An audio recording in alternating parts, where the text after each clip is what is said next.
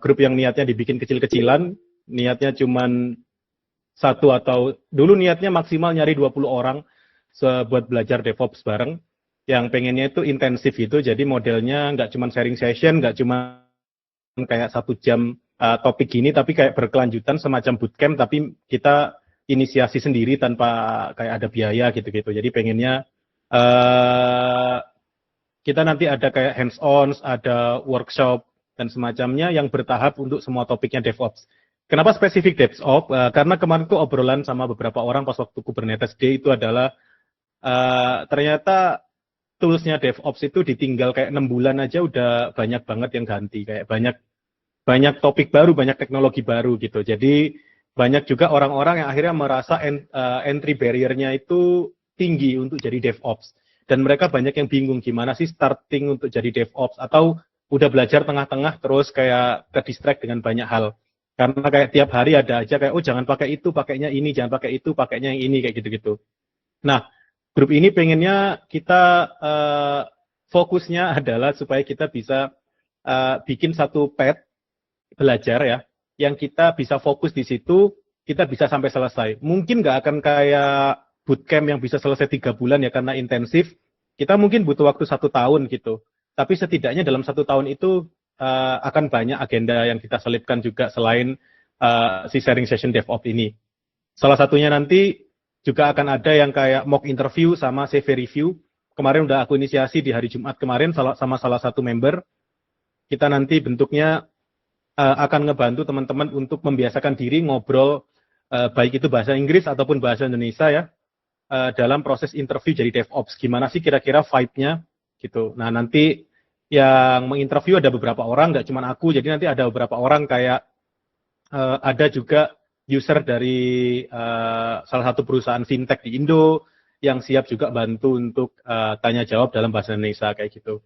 Tapi untuk yang hari ini kita akan fokus di starting topik roadmap-nya menjadi seorang DevOps itu gimana sih, sama potensi karir path-nya kayak gimana gitu. Objektif kita, aku izin sambil pakai sedikit ini ya teman-teman bahasa Inggris karena kan salah satu goals kita juga untuk membiasakan diri mendengarkan dan berbicara bahasa Inggris. So, learning objective kita untuk hari ini ada 3, mostly the first one is of course to understand what is DevOps. Kenapa sih harus DevOps, terus apa itu DevOps, dan sesulit apa menjadi DevOps kayak gitu. Jadi istilahnya, kemudian jabatan-jabatan yang terkait di dalam DevOps tersebut. Ya, mostly focusing on the career path. What is the exact career path that you can try? Nanti akan ada beberapa jenis ya, tergantung teman-teman tipe yang kayak gimana. Kalau tipe yang introvert, tipe yang extrovert, atau tipe yang ambivert, kalau kata anak-anak zaman sekarang, itu nanti ada beberapa opsi yang bisa kita kejar. Karena ini jabatan yang nggak monoton, aku bisa bilang DevOps. Jadi masih banyak banget peluang untuk geser atau switch karir ke area-area sekitarnya. Gitu. And lastly tentunya, ini yang paling utama yaitu roadmap atau topik apa yang akan kita perlu pelajari ketika kita mau jadi DevOps Engineer. Gitu. Nanti fokus topik ini udah aku spesifikkan dan aku udah kurangi banget dari topik yang emang harusnya roadmap-nya cukup panjang. Ada lebih dari 100 teknologi yang harus dipelajari, aku minimize sebanyak mungkin.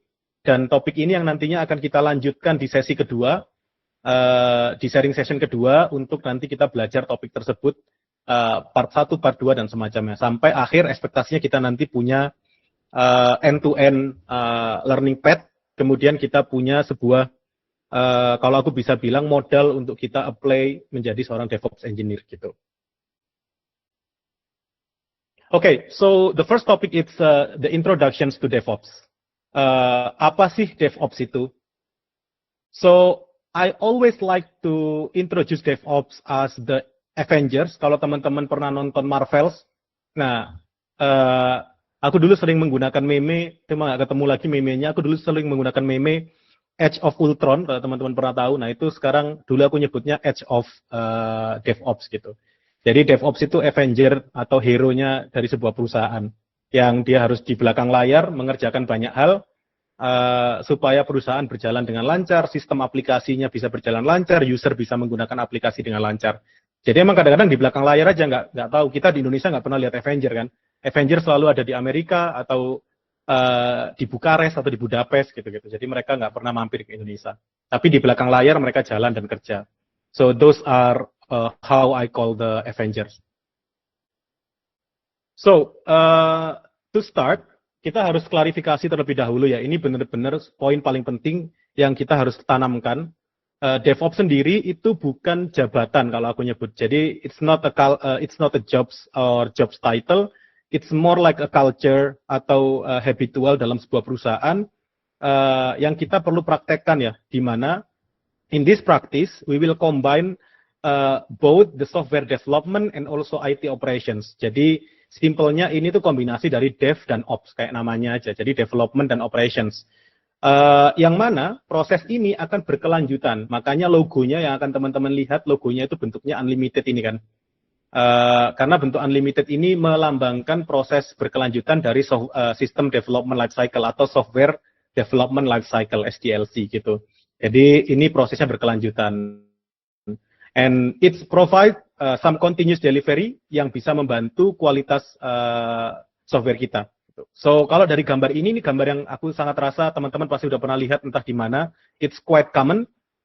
It's the whole purpose of the DevOps, starting from planning, starting with coding the applications, building the application, do the testing, do some release, then deployment, and then operates like a maintaining, monitor, view the logs, and etc. And troubleshoot also. And there is monitor, and after that the whole process will go back. Kenapa dari monitor yang dalam arti sudah pernah dipakai oleh user, sudah pernah diakses oleh user, sudah ada income masuk, kenapa balik lagi ke planning? Karena tentunya proses DevOps ini proses yang berkelanjutan dari sisi, kalau aku sebut feedback ya. So for every deployment, for every versions of applications, we need to do some, we need to gather some feedback. Dari monitoring, dari operational tadi, kita perlu menggather atau menemukan sebuah feedback, yang mana feedback ini nanti bisa kita jadikan untuk pengembangan sebagai MVP selanjutnya dari aplikasi. Anggaplah sekarang kita punya aplikasi website, sebelumnya kita menyediakan akses untuk login oleh user gitu. Nah, user bisa login, bisa nulis sebuah artikel di website kita, kemudian kita menemukan banyak komplain. Kenapa pas waktu aku nulis artikel, namanya nggak bisa muncul namaku, ternyata jadinya nama perusahaan yang muncul dan lain-lain. Banyak feedback-feedback kayak gini itu dikumpulkan dalam proses operations and also monitoring, kemudian ini nanti dikirimkan lagi ke siapapun tim yang bertanggung jawab, kemudian prosesnya akan kembali ke proses planning untuk melakukan update atau melakukan versi kedua dari aplikasinya. Makanya prosesnya unlimited, dia terus-menerus, jadi jangan diharap DevOps itu bisa berhenti kerja kalau katanya orang-orang gitu. Oke, nah sebenarnya kalau contoh paling gamblang dan simpelnya daripada mikir sejauh ini, DevOps itu ya sesimpel kita menggabungkan orang development dengan operations.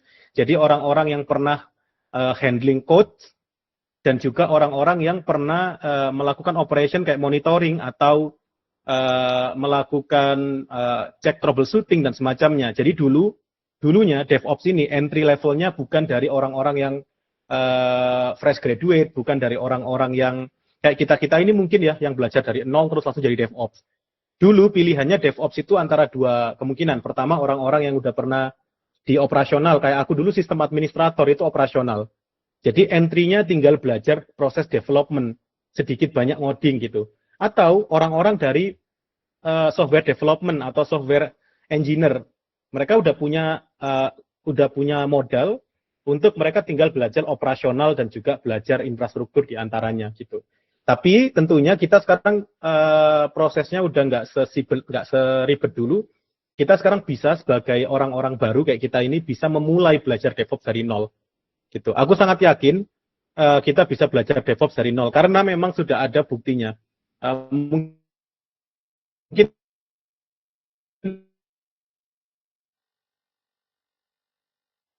teman-teman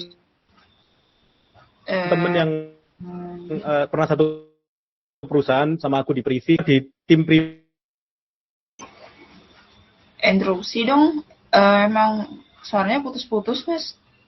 Kayaknya nggak cuma di aku, di sebagian besar teman-teman yang lain juga sama. Putus-putus mas.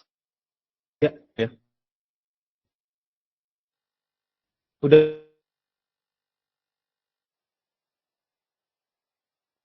nggak suaranya? Tes. Suaranya udah, tapi videonya yang gini mas. Videonya patah-patah, tapi suaranya Ya, lancar. boleh.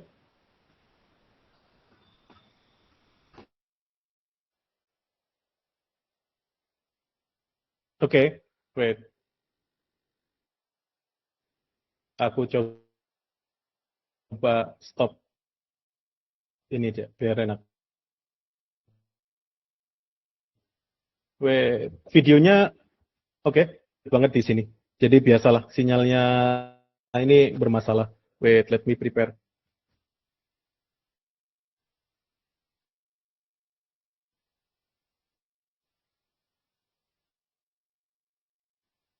Masih sama ya, putus-putus ya? Masih mas, di aku masih sama.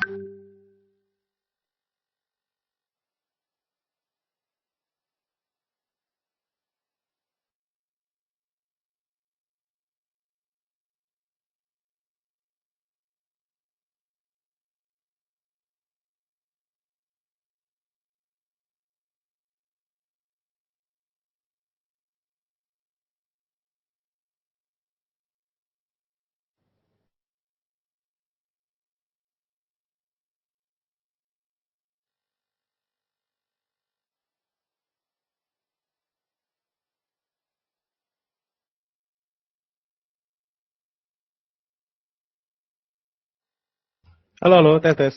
Udah better suaranya? Udah.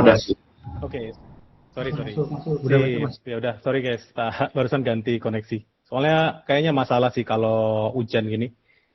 Oke, sementara aku izin untuk off cam dulu ya, sambil kita voice aja dan presentasinya doang. Oke, so let's continue. Kita udah paham sedikit banyak tentang apa itu DevOps. Setidaknya ada gambaran lah ya. So dari semua logika ini, DevOps itu handle di semua bagiannya. Jadi bukan melakukan monitoringnya, bukan melakukan operationnya, tapi DevOps itu lebih ke orang yang harus, kalau aku bilang orang yang harus membuat supaya proses ini itu bisa berjalan dengan smooth gitu, bisa berjalan seamless. Entah itu kita pakai tools, entah itu kita bikin automations atau semacamnya gitu. Oke, so mungkin di luaran sana teman-teman akan sering menemukan banyak job title yang mirip-mirip dengan DevOps, job desk-nya juga mirip-mirip, tapi mereka nggak menyebut dirinya sebagai DevOps gitu. Kayak di Privy namanya System Engineer, di perusahaan Korai itu namanya Cloud Engineer gitu-gitu, atau ada SRE. So just to clarify, this whole job title is like really related and also at the same time mereka itu bisa dibilang alternate gitu ya. Di beberapa perusahaan walaupun namanya beda, kerjaan dan tanggung jawabnya bisa sama. Tapi kalau ngomongin secara gamblang, sebenarnya mereka berbeda. Kayak sistem engineer ini berarti dia fokusnya nggak cuma di software, tapi juga hardware biasanya. Untuk perusahaan-perusahaan yang biasa mengadaptasi hybrid gitu. Dia punya on-premise atau data center, dia punya cloud, itu biasanya pakainya sistem engineer. Kemudian kalau cloud engineer sesuai namanya, dia akan berfokus untuk handling DevOps tools di bagian cloud. Jadi biasanya dia akan fokus di cloud platform, nanti kayak gimana cara deploy VM di platform kayak GCP, AWS, atau Azure, kayak gitu-gitu. Jadi itu cloud engineer. Tapi kadang-kadang juga ada aja orang yang bilang cloud engineer, tapi dia dikasih tanggung jawab kayak handle data center. Kemudian terakhir adalah SRE.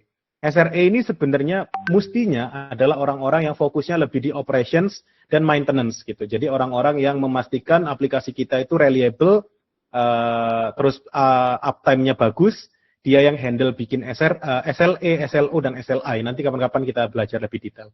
Gitu. Jadi sebenarnya berbeda, tapi kalau di Indonesia ini emang agak unik. Kadang-kadang namanya, walaupun udah sistem engineer, tapi kerjaannya cloud engineer, atau ada yang cloud engineer kerjaannya SRE, dan sebaliknya. Tapi nggak usah dipikir terlalu pusing. Kalau teman-teman belajar jadi DevOps dan ikutin semua flow-nya, nanti teman-teman mau jadi tiga-tiganya ini juga bisa aja. Bahkan ada sebutan kayak platform engineering, itu nanti kalau teman-teman punya modal bisa ngoding atau software development, bisa untuk ke platform engineer juga kayak gitu. Jadi sebenarnya ini related atau berhubungan job title-nya. Jadi kalau teman-teman bingung atau nyari kerja, nggak harus yang fokus di DevOps engineer. Oke. Ini salah satu bentuknya ya, kayak kalau aku jokesnya kayak begini, kalau DevOps itu dia selalu merasa dia end-to-end proses bisa handle sendiri. Kalau cloud engineer ini biasanya si orang yang selalu ngehabisin budgetnya company, karena mereka suka naikin scale up atau scale down aplikasi semau mereka sendiri tanpa planning, karena mereka punya akses ke cloud, dan di cloud itu emang scalable, jadi dia bisa naik, bisa turun kapan aja. Jadi mereka biasanya salah satu musuhnya finance. Kalau sistem engineer dia biasanya terlalu, kalau aku ngomong ya, biasanya ini orang-orang lama, karena aku kan dulu sistem engineer, jadi orang-orang lama yang terlalu overproud dengan tech yang dia pakai. Oh, aku bisa bikin Kubernetes on-premise, aku bisa bikin monitoring pakai A, B, C, D, E, padahal sebenarnya ada versi berbayar yang bisa kita pakai, atau versi gratis yang bisa kita pakai tanpa perlu nge-build dari nol gitu. Jadi semuanya ini sebenarnya punya kekurangannya masing-masing dan punya egonya masing-masing, yang mana ego tersebut saranku jangan dibawa ke kita-kita yang di komunitas ini kayak gitu. Kemudian SRE juga sama. SRE itu menganggap dia DevOps, padahal SRE harusnya beda gitu ya. Nah, apa sih charm atau kalau aku nyebutnya itu kayak daya tarik menjadi SRE?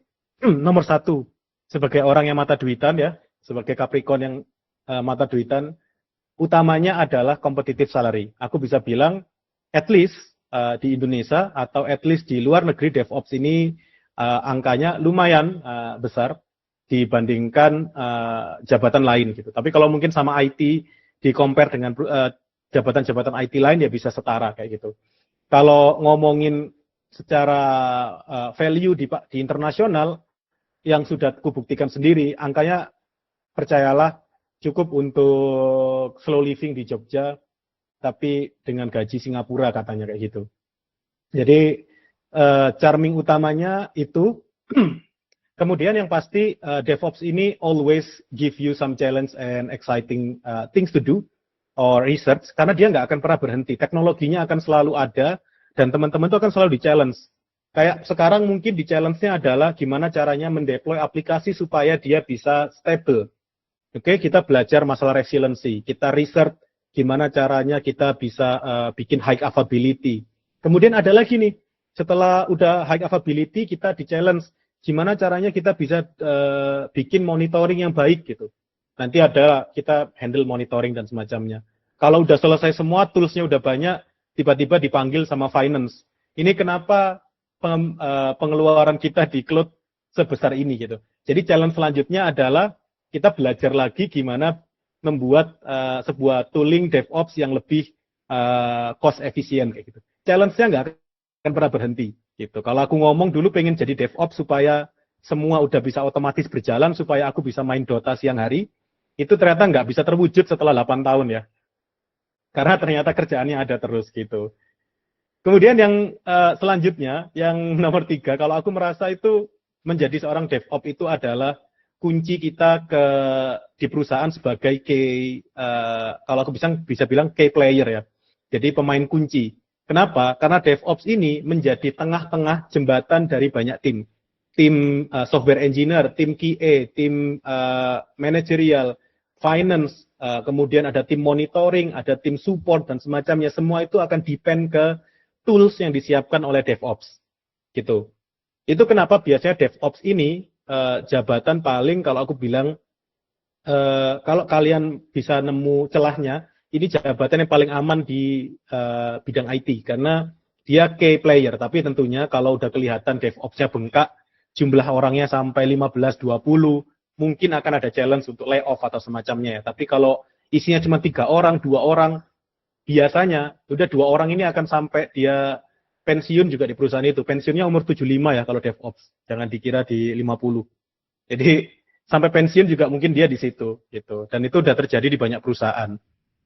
So, teman-teman bisa banget kalau jadi DevOps itu nanti jadi orang-orang yang bisa kayak bikin impact besar ke perusahaan kayak oh aku bisa menaikkan income company, aku bisa menurunkan cost company, aku bisa bikin uptime sebuah company itu jadi lebih stabil kayak gitu-gitu. Itu semua bisa dilakukan oleh DevOps karena mereka punya power untuk melakukan itu. Tinggal keputusannya tentunya dipegang oleh para pengambil keputusan gitu. And of course, career growth-nya juga lumayan. Jadi ada banyak potensi yang aku bilang tadi ya. You can aim to become some architect, you can aim to become the managerials, atau bahkan sampai level CTO. Itu banyak yang berangkat dari infra engineer, DevOps engineer, atau cloud engineer. Jadi career growth-nya lumayan cepat kalau aku ngomong. Nah, ini gambaran dari yang nomor 3 ya. Jadi kita bikin impact-nya itu dengan cara kita cukup membuat skenario aja. Kayak Nick Fury kalau di Marvel, dia itu cukup mengendalikan atau dia cukup membuat planning, membuat rencana. Nanti orang-orang lain yang bekerja. Jadi nanti ada development team, ada operational team, itu mereka yang harus kerja keras. Ekspektasinya kayak gini. Tapi ternyata nanti ujung-ujungnya juga malah mereka berempat ini nggak kerja, yang kerja DevOps engineer-nya. Jadi ya jangan kaget kalau nanti ujung-ujungnya teman-teman planning terus teman-teman kerjain sendiri. Udah dirasakan lah sama yang senior-senior di sini. Oke. Topik selanjutnya ini berfokus ke karir path-nya seorang DevOps. Tadi aku udah nyebut ya beberapa alternate-nya, nama-namanya. Tapi karir path-nya itu kayak gimana sih? Apa sih yang bisa kita kejar, kita ekspektasikan di 5 tahun ke depan, 10 tahun ke depan kalau menjadi seorang DevOps? Nah, di DevOps kita itu punya pastinya expectation dan realita. Expectation-nya contohnya, ini apa double? Contohnya sekarang kita belajar DevOps hari ini. Kemudian kita bisa jadi DevOps engineer 3 tahun ke depan. Kemudian dalam 1 tahun nanti kita bisa sampai levelnya Mas Imre Nagi. Udah ngisi acara sana-sini, udah jadi migration engineer dan lain-lain ya. Kemudian nanti pas 5 tahun kita punya perusahaan cryptocurrency gitu di Dubai gitu. Kita santai-santai di sana. Nanti setelah 10 tahun kita bisa retire dengan ya itu mimpi terakhirnya seorang IT kan biasanya antara berkebun, nanti kalau enggak dia bikin ternak gitu ya. Nah itu kan ekspektasinya. Tapi sebenarnya kalau teman-teman pahami, ada orang-orang kayak gini, pasti ada. Tapi yang kayak gini tuh 1 di antara 1 juta gitu. Jadi jangan pernah merasa atau kayak compare diri kalian sama yang lain. Jadi kalau ada teman-temannya yang 3 bulan udah bisa dapat kerjaan DevOps, padahal belajarnya bareng, ya mungkin rezekinya di sana gitu. Siapa tahu ternyata dia jadi junior selama 5 tahun, tapi teman-teman belajar, tapi habis setahun tiba-tiba langsung di-invite jadi seorang senior, siapa yang tahu gitu kan. Jadi emang roadmap-nya nggak sesimpel ini. Kalau realitanya bisa kayak gini. Ini realita dari salah satu teman yang benar-benar aku kenal. Mungkin kemarin kalau di KCD sempat ketemu dia baru pulang dari Dubai. Sebelumnya dia kerja di Dubai gitu. Nah, dia learning path-nya itu dimulai dari belajar DevOps tentunya. Dan itu lama banget di awal-awal masuknya DevOps. Dia jadi sysadmin. Baru 2 tahun dia ke layoff. Habis itu dia bingung mau belajar apa. Pas waktu 2021-2022, data engineering itu mulai hits lagi. Jadi dia belajar data engineering. Kemudian nggak lama dia tertarik jadi cloud engineer karena emang ada lowongannya. Habis jadi cloud engineer, dia jadi senior cloud engineer setelah 2 tahun. Tiba-tiba dia karir switch di 2023, dia karir switch jadi MLOps engineer. Tapi setelah jadi karir switch, walaupun jaraknya dekat, sekarang setelah dia 3 tahun, nggak sampai 3 tahun berarti 2023 loh, 1 tahun dia sekarang jadi principal MLOps. Jadi posisi tertinggi sebagai single contributor, sebagai solo contributor itu ya di sini sebagai principal levelnya. Ini dari sini ke sini dia cuma butuh waktu 1,5 tahun. Tapi dari sini ke sini dia butuh waktu 5-6 tahun gitu. Ini ada testimoni ya dari Bapak Galih ngapain ini. Ya Bapak Galih ini salah satu juga ya yang pasti flow-nya kayak gini. Dulu mulai karirnya juga sebagai customer service bareng-bareng sama aku. Sekarang siapa yang tahu dia jadi senior kan ya cloud engineer di salah satu financial company terbesar di Indo gitu. Ya, tapi ini adalah yang terjadi di masyarakat teman-teman. Jadi jangan dikira kalau udah pernah jadi cloud engineer pasti seterusnya cloud engineer atau akan seumur hidup di posisi cloud engineer tersebut. Enggak sesimpel itu. Teman-teman bisa geser kapan aja. Kayak aku tiba-tiba jadi dari manajer, jadi dari arsitek, balik lagi ke manajer atau semacam itu masih ada kemungkinan. Gitu. Nah, cuman aku pengen mengajarkan teman-teman possibility path yang bisa diambil kalau semuanya lancar, nggak pakai yang flow kayak gini. Nah, salah satu ada 3 path atau 3 jalur yang bisa teman-teman ambil. Kalau lagi di dunia IT, ini nggak cuma berlaku untuk DevOps ya, tapi berlaku juga untuk hampir semua bidang IT. Yang pertama adalah spesialis, jadi fokusnya spesialis. Fokus spesialis ini berarti teman-teman memulai karir dari mungkin non-DevOps, bisa jadi yang sistem administrator, bisa jadi pula kayak network ya, di sini network administrator, atau bisa IT support, atau apapun yang tidak berhubungan dengan DevOps, tapi teman-teman lagi belajar gitu. Atau teman-teman baru lulus kuliah, nggak bisa jadi DevOps karena nggak pernah pegang cloud atau semacamnya. Cari aja loker sistem administrator, atau kayak data center operation, DCO gitu-gitu, atau IT support dan semacamnya. Setelah itu teman-teman bisa belajar DevOps dan melamar jadi junior DevOps. Ini entry level, tapi sudah harus punya DevOps knowledge yang end-to-end tadi ya.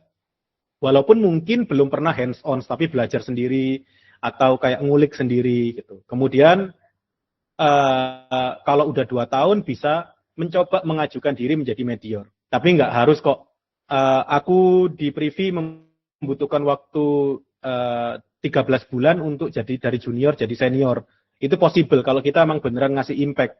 Lagi-lagi tak mention Pak Galih karena beliau juga salah satu idolaku. Beliau juga dari junior menjadi senior itu cepet banget. Jadi ya nggak harus nunggu 5 tahun gitu sebenarnya. Ini worst case-nya. Kalau teman-teman tipe yang pasif, tipe yang agak sulit ngasih impact mungkin selama ini. Tapi kalau teman-teman, ya tak aku pom-pom ya Pak. Siapa tahu nanti dapat user baru kan ya. Nah, kalau teman-teman itu tipe yang kayak inisiatifnya tinggi, tipe yang tiba-tiba, sekarang kayak ada yang salah di perusahaan, aku ngasih ide A, ngasih ide B, percayalah proses promosi ini bisa lebih cepat kayak gitu. Kemudian ada senior sampai yang terakhir itu namanya principal. Ini katanya ini jabatan buat orang-orang yang rambutnya gondrong, gitu ya, yang pakai celana pendek, pakai kaos. Nanti dia muncul cuman ketika ada masalah. Dia turun gunung cuman ketika ada masalah, itu namanya principal. Atau principal DevOps, principal cloud, atau apapun itu, dia turun gunung ketika ada masalah. Kalau nggak ada masalah ya dia entah di mana. Lagi liburan di Bali, lagi main game Valorant siang hari, atau apapun gitu. Oke? Jadi ada yang terakhir ini principal. Nah, spesialis path ini sebenarnya kalau aku bisa bilang, ini aku personal ya menyebutkan, bahwasannya spesialis ini sebenarnya cocok untuk teman-teman yang introvert atau nggak terlalu suka komunikasi sama orang-orang. Karena yang diasah di sini itu lebih ke personal skill, jadi bukan interpersonal. Jadi kayak yang teman-teman latih hard skill-nya untuk kayak belajar Kubernetes, belajar Linux, belajar apapun, itu teman-teman fokusnya di diri sendiri. Nah itu biasanya cocok untuk di spesialis path ini, karena nantinya juga nggak akan pernah memimpin orang. Jadi walaupun prinsipal ini biasanya dia nggak memimpin orang. Ekspektasinya kayak gitu ya. Jadi prinsipal itu mentok-mentok dia cuman nge-mentorin anak-anak baru yang baru join atau senior yang mau menjadi prinsipal. Atau kalau dia memang mau resign baru dia nanti handover dan ngajarin si senior supaya jadi prinsipal gitu. Oke, nah ini spesialis path. Kemudian ada sebenarnya versi lain, yaitu namanya generalis. Jadi generalis ini kita fokusnya di tengah-tengah. Jadi kita fokusnya selain kita punya personal skill, kita juga punya interpersonal skill. Gitu. Interpersonal skill di sini artinya kita harus bisa ngomong sama orang. Kita harus bisa presentasi tentang produk kita, tentang apa yang mau kita buat, apa yang sedang kita lakukan, research kita dan lain-lain. Oke? Jadi perlu bisa ngobrol. Ini biasanya interpersonal skill-nya harus bagus. Nah, pet yang diambil itu simple. Ini sebenarnya lanjutan dari tadi ya. Ini lanjutan dari yang sebelumnya di sini.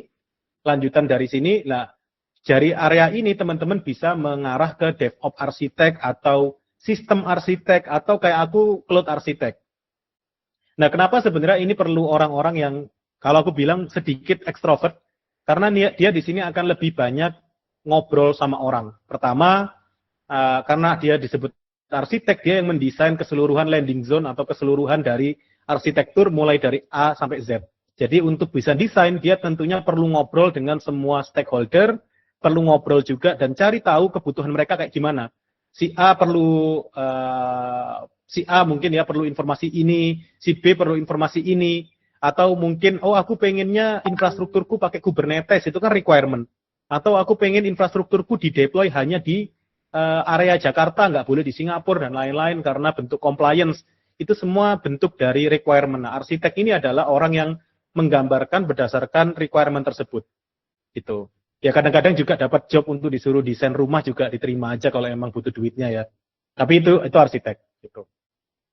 Nah, selain dua ini, selain generalis dan juga spesialis, ada sebenarnya satu yang ini mungkin nggak umum gitu. Atau cocok banget buat teman-teman yang malah nggak terlalu pede, nggak terlalu fokus sama technical skill. Yang terakhir ini adalah managerial. Gitu. Jadi fokusnya adalah di manage people atau handle orang gitu dan handle sebuah project. Tentunya ini yang paling sulit walaupun teman-teman lihat kayaknya manajer-manajer itu gampang, bisa jadi itu manajer yang masuk dari cara yang salah ya. Karena manajer yang benar tuh pasti sulit mengawali karirnya kayak gitu. Mulai dari staff, kemudian dia harus lead people. Biasanya kalau DevOps lead ini dia mimpin antara 2 sampai 5 atau 10 tim. Kemudian kalau manajer ini dia punya beberapa tim di dalamnya. Kayak mungkin manajer itu bisa jadi kayak ini, infrastruktur manager. Di dalamnya ada DevOps tim, ada SRE tim, ada DCO tim, ada support tim dan semacamnya. Manajer ini memimpin tim lead tersebut. Selain manajer ada juga kayak head gitu ya, head of infrastruktur, head of DevOps atau semacamnya. Nah kalau udah lebih tinggi lagi, kalau di startup itu ada namanya VP. Kalau di non startup mungkin general manager ya mungkin atau head tadi. Tapi kalau di startup ada namanya vice president atau SVP gitu. Terakhir, ini tadi yang kita cita-citakan ya, jadi CTO dari crypto company dari Dubai gitu kan. Ini ekspektasi terakhir kita nanti jadi CTO. Gitu.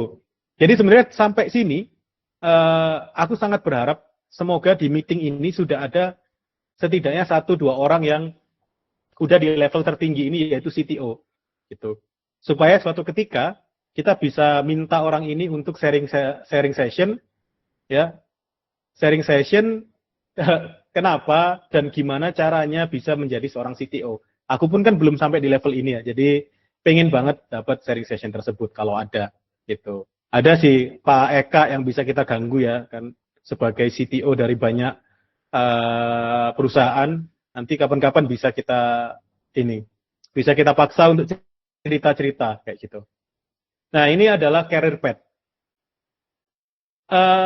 Karena ini sistemnya aku pengennya sedikit open discussion sebelum kita move ke topik selanjutnya, yaitu roadmap atau universe-nya DevOps.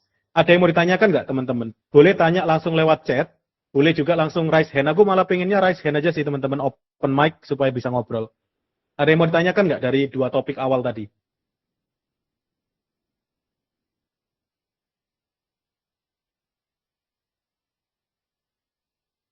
Aman ya? Kalau aman berarti teman-teman udah tahu kan ya ekspektasinya sendiri-sendiri mau jadi apa gitu. Kayaknya Galih sekarang lagi menuju menjadi CTO. Ada Philip Jose Patrick yang katanya juga sedang menuju menjadi manajer, dengar-dengar di perusahaan baru. Oke.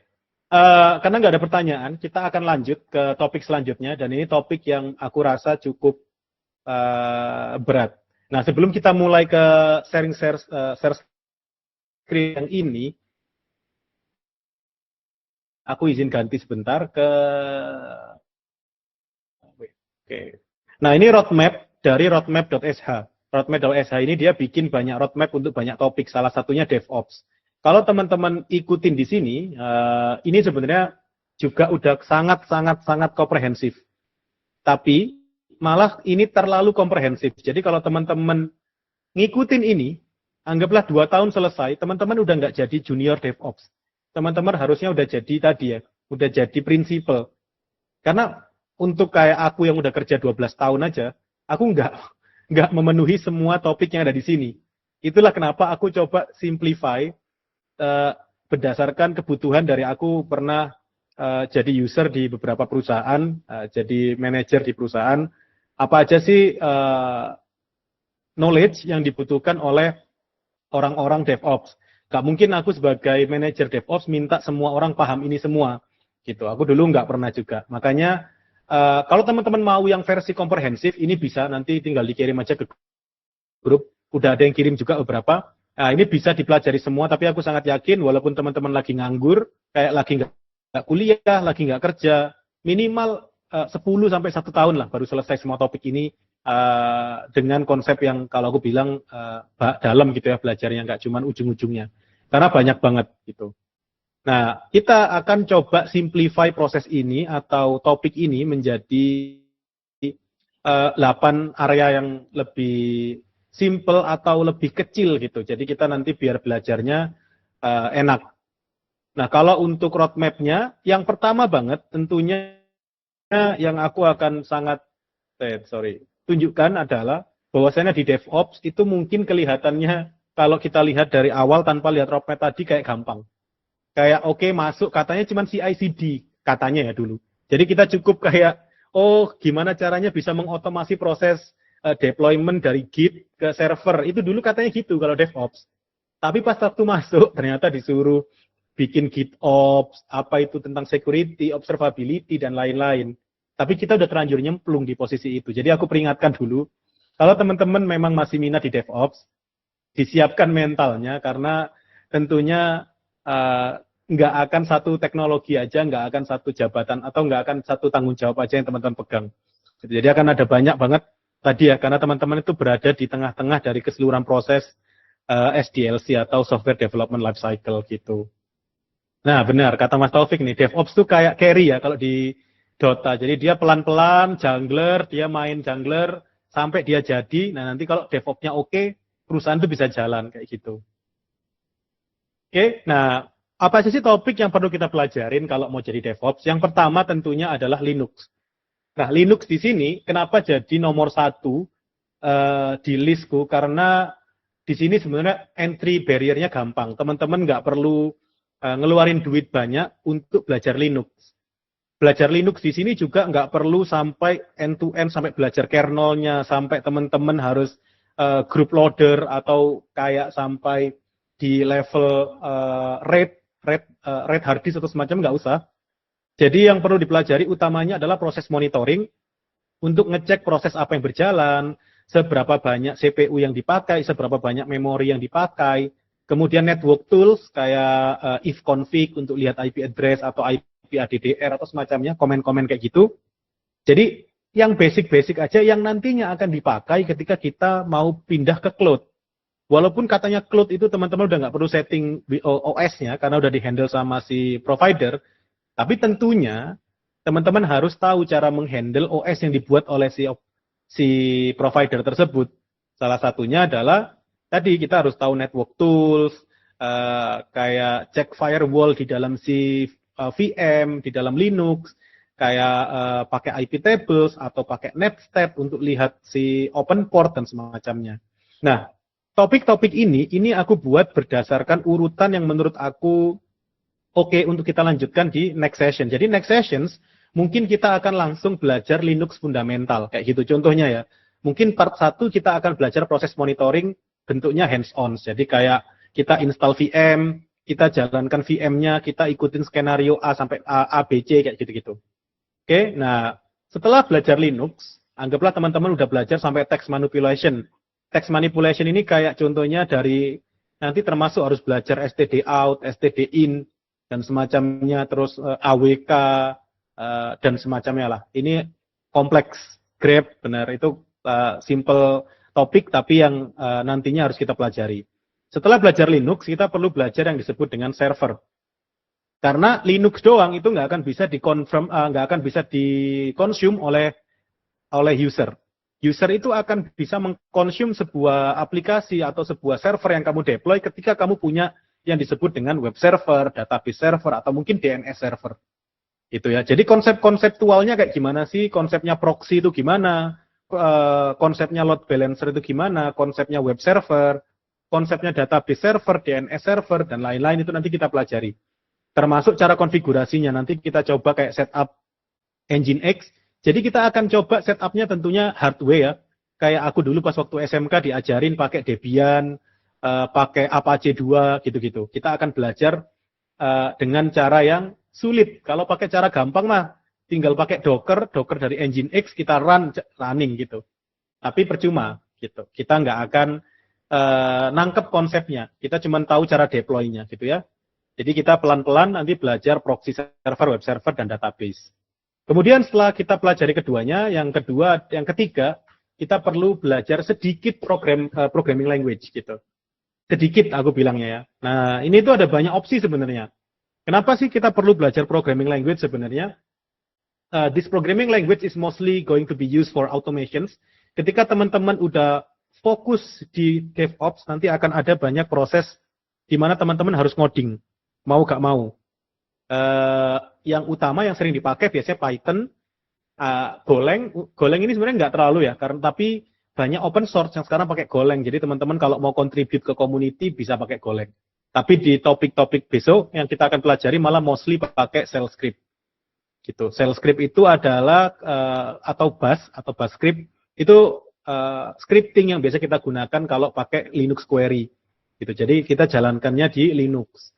Gitu. Jadi kita akan belajar simple shell script kayak contohnya untuk melakukan cron, untuk bikin cron, memproses sebuah file atau semacamnya. Nanti kita akan bikin sebuah workshop yang fokusnya di situ.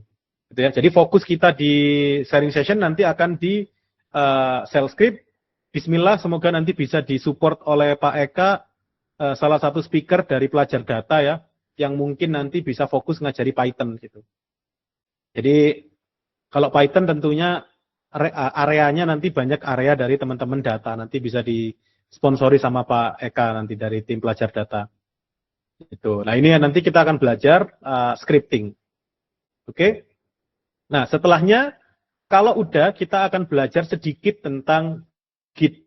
Aku expect-nya teman-teman udah pernah pakai Git, GitHub, GitLab, Bitbucket, atau apapun itu yang teman-teman pakai. Kita nanti belajar tools-tools untuk kolaborasi. Contohnya version control system, yaitu si Git tadi, untuk kode repository, untuk aset repository, untuk simpen Docker image, untuk simpen cache, untuk simpen binary. Nanti kita belajar tentang apa itu repository. Kemudian tools-tools untuk manajemen, ini nanti akan sering dipakai sama teman-teman kalau udah kerja di DevOps. Kayak Jira, Trello, kemudian ClickUp, atau Lark, katanya belum pernah pakai. Belum berkesempatan atau semacamnya, nanti ada banyak banget toolsnya, kita akan coba salah satu aja. Supaya teman-teman tahu aja flow-nya. Gimana caranya bikin Kanban, gimana caranya bikin sprint, dan semacamnya. Gitu ya. Ini untuk collaboration tools, dan ini sebenarnya malah paling simple sih di antara semuanya kalau aku rasa. Karena ini nggak terlalu banyak yang perlu dipraktekkan. Dan ini nanti juga areanya malah banyak area dari PM dan area software developer gitu. Nah, kalau udah, ini topik yang paling sulit dan ini akan makan waktu lebih dari 3 bulan kalau dalam perencanaanku. kita akan fokus belajar ke cloud provider. Kita nggak akan fokus sampai advance skenario, tapi kita akan mencoba di dua platform terbesar, yaitu GCP dan AWS. Kalau di Indonesia dua ini yang terbesar, kita akan belajar tentang GCP dan AWS, apa aja service yang diberikan di GCP, apa aja service yang diberikan di AWS. Semoga nanti Cynthia juga mau sharing ya, kan dia lulusan Bangkit katanya kan, katanya Bangkit expertnya GCP katanya.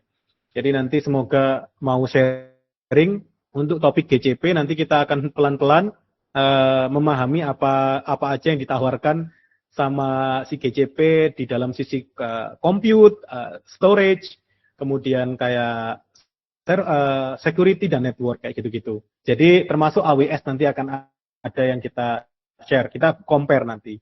Ujung-ujungnya kalau bisa nanti kita coba deploy bikin salah satu kayak portofolio untuk deploy aplikasi menggunakan cloud provider tersebut. Itu nomor 5. Dan ini area sampai sini, sesimpel sampai sini teman-teman sebenarnya harusnya udah bisa mulai melamar pekerjaan sebagai cloud engineer. Ini areanya udah cukup modal untuk teman-teman mulai apply junior cloud engineer, sistem administrator, junior DevOps. Ya walaupun nggak ada junior DevOps ya, tapi anggaplah entry level DevOps itu mulai aja gitu. Mulai aja teman-teman apply sampai di topik ini. Kemudian yang selanjutnya ada cloud design pattern. Nah, ini sebenarnya where things get hard. Ini mulai apa ya, kalau aku ngomong mulai belajar menjadi seorang arsitek atau belajar menjadi seorang lead nantinya dengan topik ini. Karena lead itu tentunya nanti kan pengambil keputusan. Pengambil keputusan itu nanti pasti dia harus paham tentang konsep availability, high availability, resiliency, supaya si aplikasinya bisa uptime-nya mendekati 100 atau 99,99, multi-region, gimana caranya bisa HA di multi-region. Kemudian data management, kita mau manage datanya pakai retention period seberapa besar, kemudian kita mau limit seberapa banyak data yang disimpan dan semacamnya. Ini tentunya semuanya benar kata Galih, dengan semua konsep. Yang terakhir nomor 4 itu orders-nya itu adalah cost optimization. Yang nomor 4 itu cost optimization ya. Kita semua harus katanya itu cost conscious, jadi kita harus sadar terhadap cost kayak gitu. Jadi ini nomor 4-nya adalah cost gitu. Nah, setelah itu topik yang paling sulit bagiku personal dan nanti akan dihandle oleh Pak Galih ya, itu adalah infrastruktur as code. Di sini nanti para YAML engineer harusnya sudah mulai muncul. Ada Pak Galih ya yang sudah mengklaim dirinya sebagai YAML engineer. Nanti akan membantu belajar tentang Terraform. Terus nanti kita bisa minta tolong teman-teman yang pengalaman juga pakai Ansible untuk handling kayak gitu. Di sini salah satu bagian infrastruktur as code adalah Kubernetes atau container orchestration. Ini bagian paling, I can say paling menyebalkan, tapi nanti teman-teman harus sedikit pahami ya. Jadi ada YAML, ada Tensor, ada Terraform dan semacamnya yang perlu kita start gitu. Sorry ngepom-pom Galih karena dia inisiator ya. Jadi inisiator emang harus sering dipom-pom supaya mau gerak. Gitu. Jadi ini akan makan waktu lebih dari 3 bulan teman-teman. Percayalah, dari planning aja ini harusnya sampai 6 bulanan untuk selesai setidaknya Terraform dan Kubernetes dan sampai kita punya sebuah project yang bisa di show off gitu. Tapi tadi ya, ini bukan menjadi syarat untuk entry level. Kalau teman-teman udah belajar sampai nomor 5 tadi harusnya udah bisa daftar jadi junior kayak gitu. Oke, nah kemudian yang topik selanjutnya adalah tugas utamanya DevOps, yaitu bikin automations. Automationsnya di sini biasanya kita sebutnya CI/CD. Continuous integration dan continuous deployment atau delivery. Ini biasanya dipakai gimana caranya kalau engineer, orang yang biasanya ngoding aja itu nggak tahu infrastruktur, gimana caranya kalau mereka ngoding terus mereka membuat perubahan, si aplikasinya ini atau rilis terbarunya itu bisa ke deploy ke server secara otomatis. Simpelnya logikanya kayak gitu. Oke? Nah, walaupun di belakangnya kompleks, tapi simpelnya adalah gimana caranya kalau si software engineer yang tadi terbiasa cuman upload push ke repository, merge dan semacamnya, nggak mikir gimana deploy-nya supaya ini bisa lebih smooth aja, supaya bisa otomatis gitu deployment-nya. Ini yang disebut dengan CI/CD dan ini sebenarnya topiknya nggak akan butuh waktu lama sih. Oke, nah ini terakhir sebenarnya mulai ke arah, kalau aku ngomong mulai ke arah SRE, tapi DevOps juga perlu tahu. Jadi tentang monitoring dan logging. Jadi mulai dari infrastruktur monitoring, mau pakai tools apa, apakah kayak Grafana, Prometheus, atau semacamnya, log analytics, mau pakai ELK gitu ya, Elastic, atau mau pakai Datadog, mau pakai tools-tools defaultnya Cloud, itu boleh. Dan yang terakhir itu kayak dashboarding, kita lihat ya kayak dia pakai Grafana untuk jadi dashboard dan semacamnya. Application monitoring di sini tuh lebih ke tracing atau APM gitu-gitu. Nanti juga menjadi bagian tanggung jawab dari DevOps dan SRE. Di sini nanti kita akan belajar apa yang disebut dengan SLI, SLO, dan SLA gitu. Standar-standar matriks yang bisa kita gunakan untuk menentukan kualitas aplikasi dan kualitas infrastruktur kita di cloud atau di on-premise. Nah, ini terakhir banget, tidak menjadi mandatori, tapi disarankan kalau teman-teman nanti di level ini, teman-teman udah masuk di namanya DevSecOps gitu. Udah kombinasi lagi, bukan Triceratops ya, tapi DevSecOps. Jadi udah ada unsur security-nya di situ, di mana kita melakukan automation kepada proses SAST, TAST, DAST, dan semacam. Jadi itu yang awalnya bisa kita lakukan manual, ini kita buat otomatis dan kita pahami konsepnya. Kayak gitu.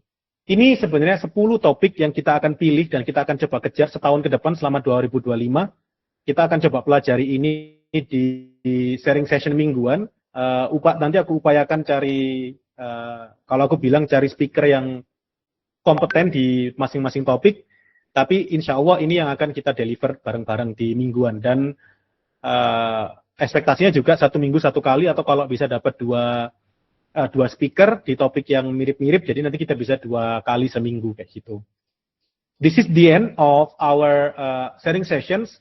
We have covered everything, and we will be adding a little bit more about soft skill, karena dalam DevOps itu kita nggak bisa cuman punya hard skill. Pertama, yang paling aku sarankan adalah critical thinking. Ini nomor 1. Kalau teman-teman belum bisa critical thinking, masuk DevOps nanti teman-teman akan stuck. Karena teman-teman sulit berpikir logis. Jadi dilatih komunikasi, ini komunikasi dengan, termasuk komunikasi dengan ChatGPT ya. Cara ngirim prompt yang baik ke ChatGPT untuk tanya itu juga penting. Terus boleh juga terkait kayak apa namanya komunikasi ke manajer supaya bisa naik jabatan dengan cepat gitu ya. Jadi engineer manager kurang dari 2 tahun itu kan bisa aja kalau punya skill communications gitu. Kemudian yang terakhir curiosity, ini tentunya teman-teman harus nggak boleh stop mencari tahu sesuatu. Harus selalu pengen tahu kalau aku ngomong ya, harus selalu pengen tahu dengan topik-topiknya, apa aja yang sekarang muncul di internet, apa aja teknologi baru itu harus selalu teman-teman gali. Kayak gitu. That's all the skill that you need, and once you finish all of this, I can say that you can start your career as either DevOps or either like a DevSecOps or anything that you can think of. Kalau udah punya semua yang tadi dikuasai, menurutku udah overqualified untuk masuk ke DevOps di Indonesia. Bahkan udah bisa masuk ke DevOps untuk market internasional kayak gitu. Oke, we have a discussion session. Mungkin kita masih punya 15 menit untuk sharing session. Kalau teman-teman ada yang udah mau left, it's okay. Tapi kalau ada yang mau tanya-tanya, boleh banget. Anything that you can think of, kendala yang dialami pas belajar DevOps, ekspektasi. Oke. Ekspektasi untuk level junior itu menurutku sampai nomor 5 tadi aja. Jadi Linux, mungkin networking ya, sedikit networking, konsep kayak NAT, konsep routing, konsep subnetting dan semacamnya untuk networking. Tentang server ya, udah pernah install web server, udah pernah install database dan semacamnya.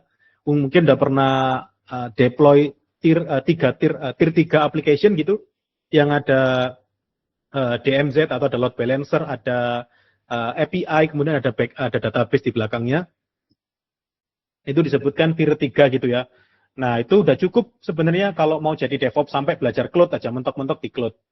Gitu. Kalau medior atau senior ini udah nggak bisa. Medior atau senior ini orang-orang yang harus udah pernah pegang teknologi cloud, udah pernah jadi DevOps sebelumnya, udah pernah pegang CI/CD. Gitu. Jadi kalau junior aku rasa nggak ada entry barrier-nya, nggak ada tembok barrier-nya. biasanya yang challenging-nya adalah teman-teman harus proving kalau teman-teman pernah praktek itu.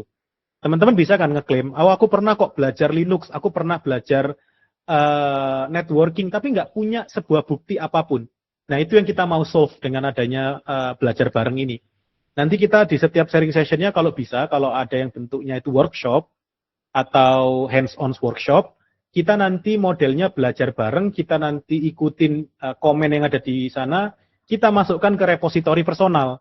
Oh ini loh, aku kemarin bikin sebuah bash script untuk simplify sebuah log kayak gitu-gitu. Terus bikin cron. Nanti kita tunjukkan repositori ini sebagai portofolio ketika kita daftar jadi junior engineer kayak gitu. Itu ya Mas Ramadan Agung. Kemudian ada ya Mas Dedi, boleh kalau mau raise hand, kalau mau ngobrol. Iya Mas, mohon maaf, perkenalkan nama saya Dedi. Ya, salam kenal. Ya, makasih atas sharing sessionnya. Jadi sebenarnya saya ini udah sebagai as developer dari 2017 Mas. Nah cuma 3 tahun terakhir itu udah mulai kayak nyentuh yang beberapa yang Mas sebutkan gitu.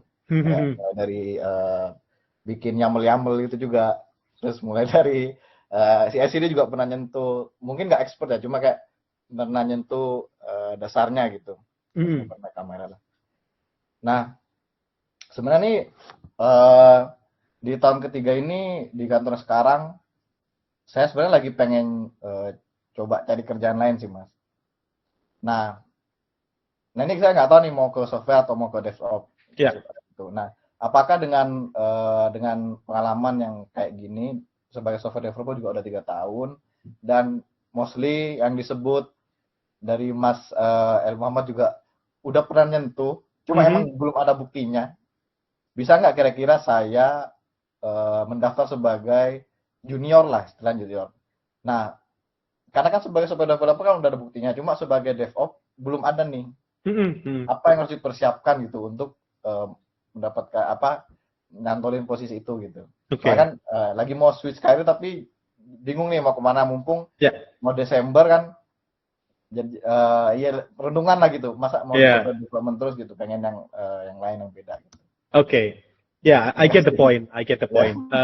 Sebenarnya malah ini Mas Dedi, kalau daftar jadi junior, aku rasa overqualified. Walaupun Mas Dedi belum pernah punya bukti kalau pernah deploy, tapi Mas Dedi udah pernah interaksi dengan beberapa topik yang tadi aku mention. So, actually Mas Dedi nggak harus daftar sebagai junior. Jadi bisa aja langsung jadi intermediate atau medior DevOps, bisa nyoba senior juga. Karena sebenarnya percayalah, software developer itu juga bisa diakui sebagai bagian dari DevOps. Karena tadi ya udah punya programming language. Apalagi kalau topiknya adalah Python, Bash, atau Golang, itu bahasa yang sangat-sangat dihargai di orang-orang DevOps kayak gitu.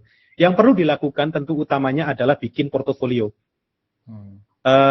Portofolionya bisa end-to-end. Tadi Mas Dedi pernah punya bikin aplikasi, pasti pernah bikin API gitu ya, mungkin ya back-end. API ini pasti nge-hit database yang ada di luar gitu. Nah, everything ini kita deploy pakai GitHub gitu contohnya.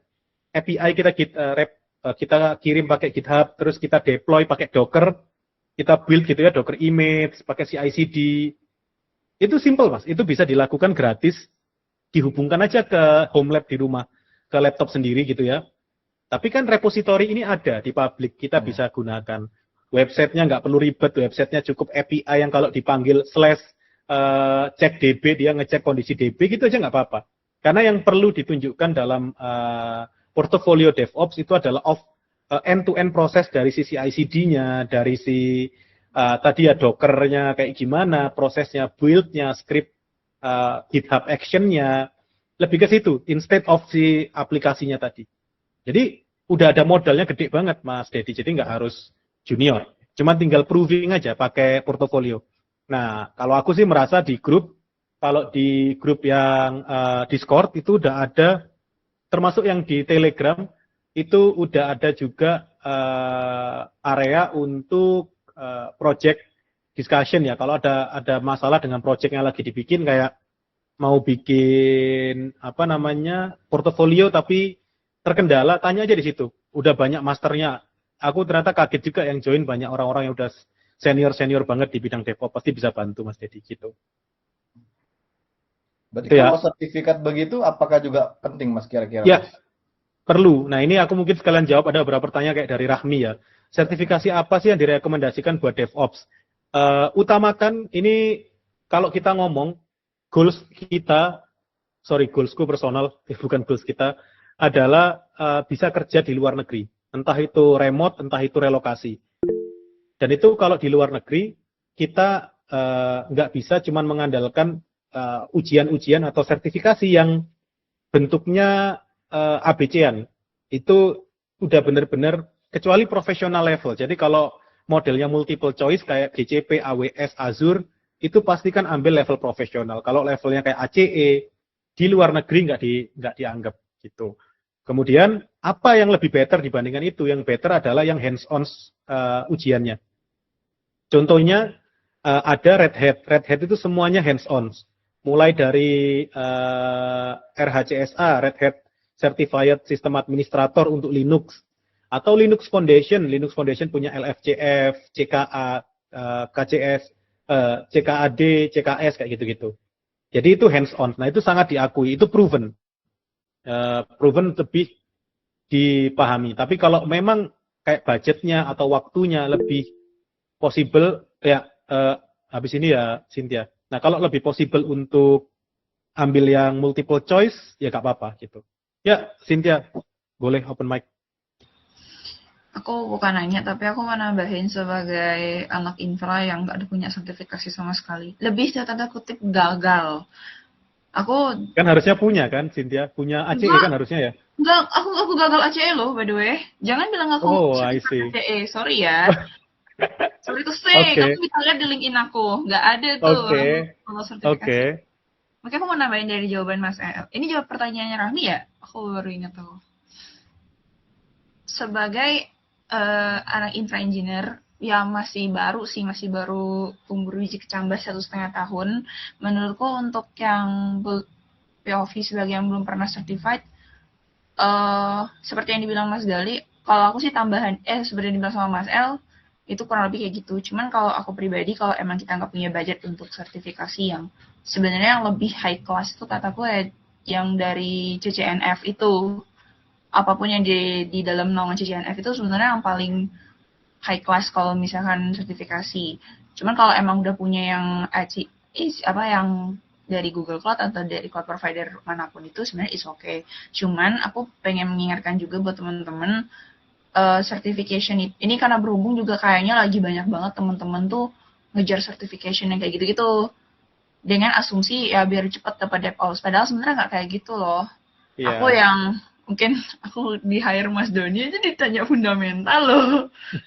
Itu part paling penting loh sebenarnya teman-teman. Kalaupun kalian nggak certified, at least kalian sudah punya ilmu-ilmu basic tentang fundamentals. Karena kan aku percaya bahwa basic dari cloud, apalagi cloud provider, cloud computing lah, itu kan dari fundamentalsnya. Linux, jaringan dan lain-lain itu kan semua di situ. Saran aku lebih diperkuat di situ.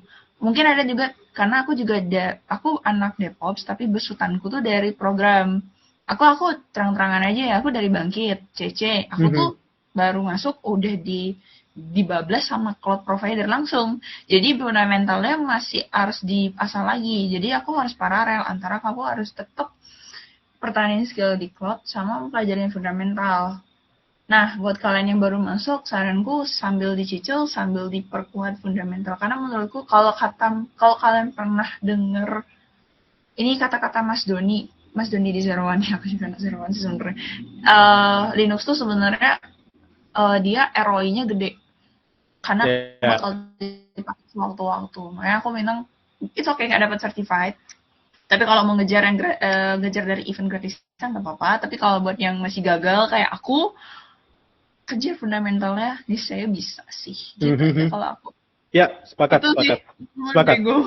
Kalau aku sebagai user di baik itu startup di Privy sebelumnya atau sekarang sebagai konsultan, utamanya yang aku selalu tanyakan itu malah fundamental questions. Aku nggak pernah tanya apa itu Kubernetes, apa itu ini nggak. Terlalu Karena yang aku percaya jangan menguasai tag-nya, jangan menguasai nama tools-nya, tapi kuasai the concept behind those tools.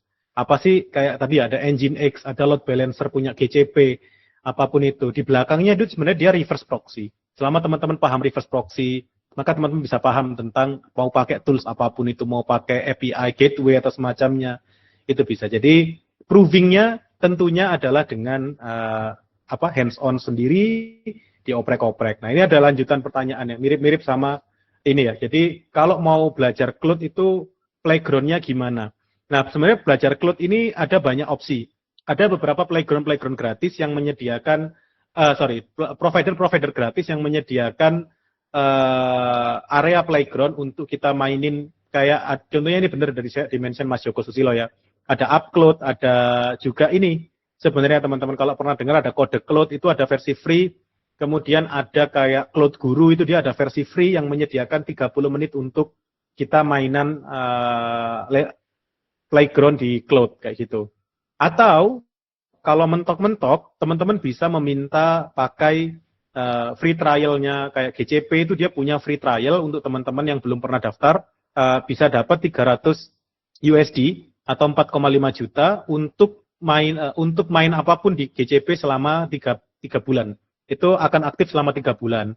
Jadi playground-nya bisa didapat kayak gitu. Bisa juga didapat dari event. Nah, tiap tahun, bahkan kalau enggak tiap semester lah, 6 bulan sekali, akan ada event-event dari Google, dari AWS. Kayak AWS punya namanya Reinvent, AWS Restart. Kemudian ada GCP itu punya juara GCP, punya banyak lah, kayak DevFest dan semacam itu. Mereka akan kasih teman-teman token atau voucher untuk main di playground mereka. Kayak contohnya kalau GCP punya Cloud Skill Boost. Jadi yang penting adalah kita memantau itu, dan adanya grup ini ekspektasiku adalah teman-teman akan sharing. Kalau ada kayak acara-acara kayak gitu yang kita bisa dapat playground gratis, kita bisa sharing di grup supaya semua bisa menikmati playground tersebut. Kayak gitu ya.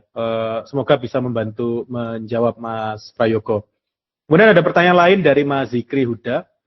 Mas El, gimana dengan loker sekarang di Indo? Kadang lokernya DevOps tapi malah disuruh monitoring seperti NOC. Ya ini Mas, kekurangannya di Indonesia ini dari lama ya. Indonesia itu either dia menuliskan satu job title tapi isinya sebenarnya 5 job title lainnya disambung jadi satu, atau dia itu kayak malah seolah-olah keren tulisannya DevOps Engineer tapi sebenarnya yang dibutuhkan dia cuman IT support kayak gitu. Karena perusahaan ini nggak punya pemahaman detail. Aku pernah ngobrol dengan beberapa HR, sorry to say, beberapa HR dari Headhunter. Mereka menganggap DevOps itu ya sama aja dengan orang-orang L1 monitoring, NOC, atau DCO, atau Data Center Operation. Mereka kira sama, karena sama-sama handle cloud, sama-sama handle server. Gitu. Jadi ya itu emang kekurangannya di Indonesia. Tapi kalau di luar pemahaman ini udah lebih, kalau aku bilang, orang-orang lebih fasih lah untuk membedakan DevOps dan yang lain-lain. Gitu. Mas Wendy Gunawan, lulusan SMA ada kesempatan nggak? Aku lulusan SMA, Mas, lulusan SMK lebih tepatnya.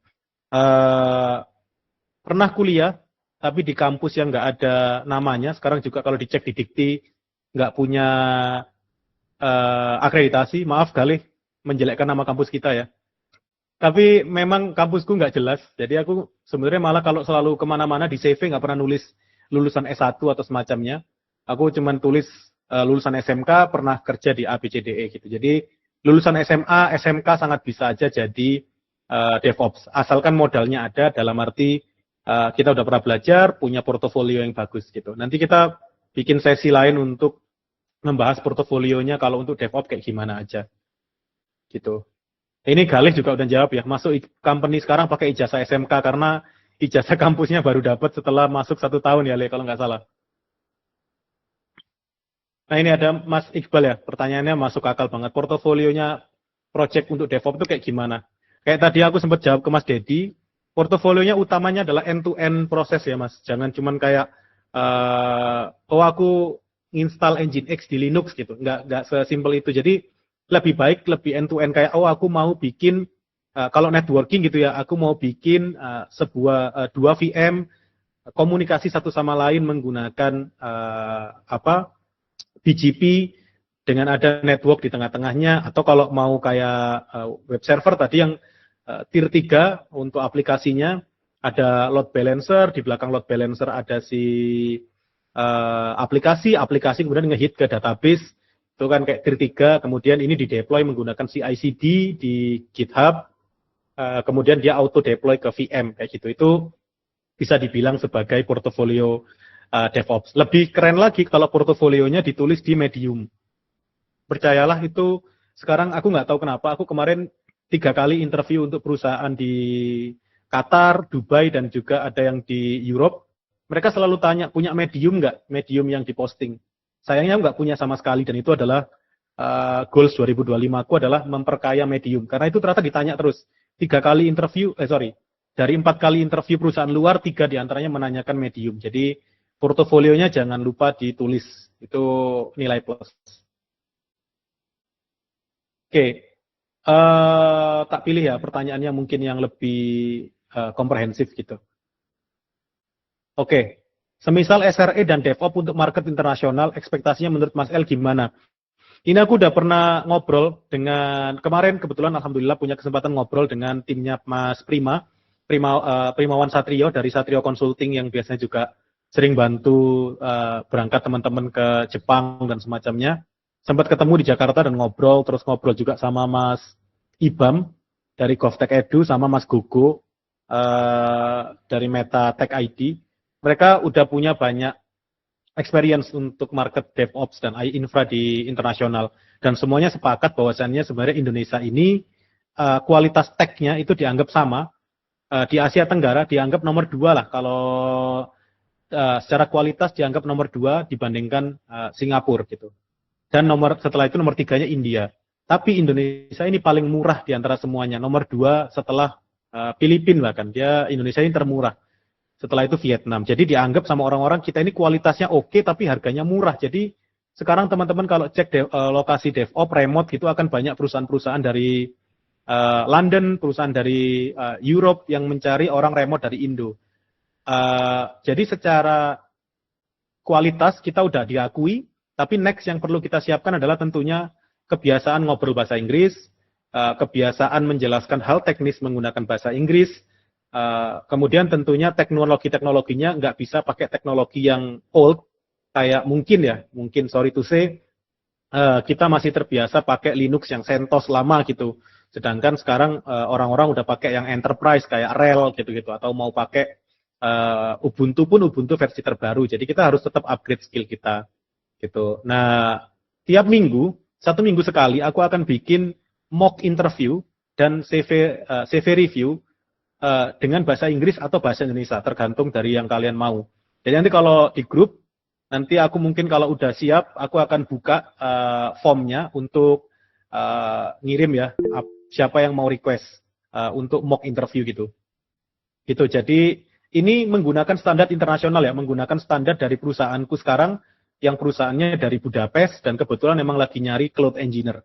Jadi standar pertanyaannya, standar checklistnya akan mirip dari standar tersebut gitu. Mas Zikri barusan raise hand, ada yang mau ditanyakan Mas? Enggak, lupa kan Mas, itu keklik. Oke, Mas Sorry. Wadli. Boleh Mas Wadli kalau mau tanya. Ya, halo Mas. Ayo. Jadi saya punya pertanyaan nih. Maaf ya agak receh sama agak jelas pertanyaannya sih, cuma masih terkait sama DevOps. Jadi tadi kan Mas Dedi nanya ya, terkait kayak dia kan sebenarnya pernah tapi nggak bisa dibuktikan kan. Kebetulan saya juga freelance nih, kadang-kadang juga ada butuh kayak CI/CD lah, terus dari walaupun cuma Docker kayak gitu-gitu sih.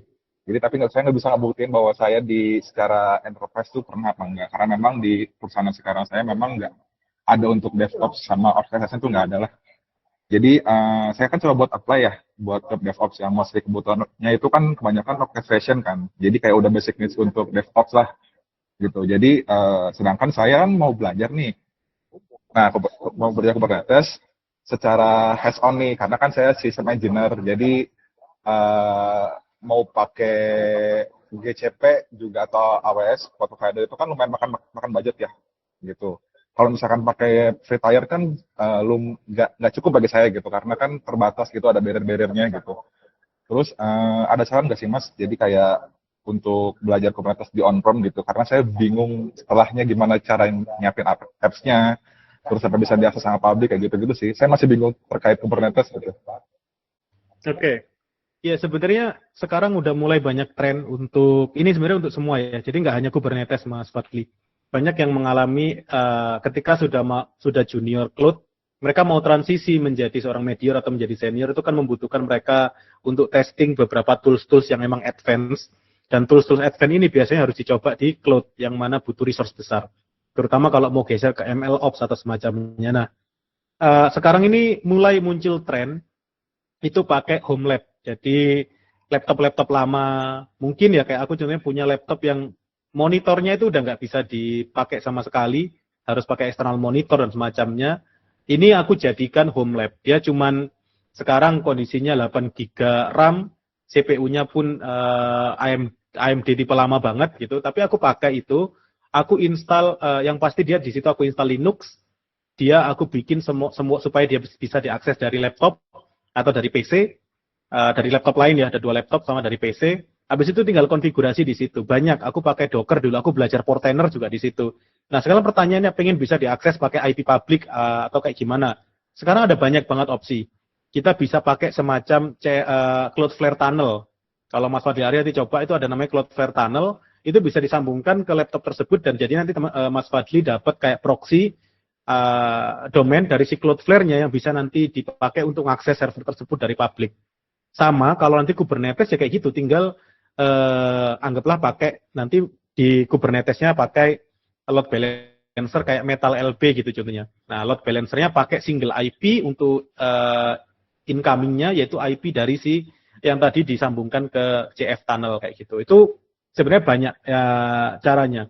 Dan saranku emang pakai home lab instead of pakai cloud, biayanya terlalu mahal. Bahkan tak sarankan kalau perlu beli aja PC-PC lama yang udah bertahun-tahun umurnya gitu ya, atau mau beli mini PC, itu malah lebih worth it. Sekarang lagi ada trennya di Twitter atau semacam lagi banyak tren yang pakai home lab kayak gitu. Itu sih, itu lebih worth it Mas Fadli daripada pakai cloud. Karena hampir semua on-premise tools itu pasti bisa diinstal di lokal gitu. Kalau cloud menyediakan itu karena mereka cuman kayak menambahkan fitur A, B, C, D, E supaya mereka jadi berbayar dan mereka membuat kayak biaya manajemen aja gitu. Jadi utamanya sebenarnya bisa diinstal di lokal gitu. Nah ini sebenarnya ada banyak banget ya pertanyaan teman-teman. Tentunya kita nggak punya banyak waktu untuk menjawab. Untuk pertanyaan-pertanyaan yang belum jawab, aku mungkin izin sedikit promosi grup ini ya, promosi grup Discord. Wait, aku izin share. Jadi teman-teman kalau ke Discord, kalau teman-teman mungkin yang belum join, karena mungkin masih banyak yang di Telegram, aku sarankan join Discord, karena di Discord ini ada cukup banyak fitur yang nggak ada di di Tele. Pertama nanti teman-teman bisa pilih topik yang mau diikutin. Contohnya tadi ya Mas Fadli mungkin mau fokus Kubernetes, ya udah tinggal pilih topik Kubernetes aja. Nanti topik ini akan kebuka di sini topik yang Kubernetes. Kalau aku karena admin jadi kebuka semua. Kemudian termasuk pertanyaan-pertanyaan tadi yang kita belum bisa sempat jawab, minta boleh ditanyakan di either di sini ya, help forum, atau teman-teman bisa tulis di FAQ sini nanti, atau di career advice kalau mau masalah switch karir dan semacamnya bisa ditanyakan di sini. Mau open to work, mau nyari karyawan ya, kayak bikin job opportunity bisa pasang di sini juga. Mau nyari orang-orang yang di lokal gitu ya, kayak ini lokal Jogja gitu-gitu areanya. Boleh banget. Jadi ini lebih banyak fiturnya instead of yang ada di Telegram. Jadi pertanyaan-pertanyaan teman-teman yang belum kejawab di sini boleh banget dilempar di grup di grup Discord. Nanti akan dibantu sama beberapa admin. Nanti ada Rahmi, ada Salma juga yang bisa bantu untuk jawab gitu. Termasuk nanti modelnya kan bisa forum ya teman-teman. Jadi satu topik nggak akan ketumpuk sama yang lainnya. Jadi nanti modelnya forum, tanya aja satu topik gitu, nanti ini tinggal kita replay. Jadi nggak akan ketumpuk kayak gini nanti contohnya. Ini kan satu topik di job board. Anggaplah ini punyanya Mas Odon. Mas Odon bikin kayak gini, ini kita tinggal jawab pertanyaan-pertanyaannya dari sini gitu.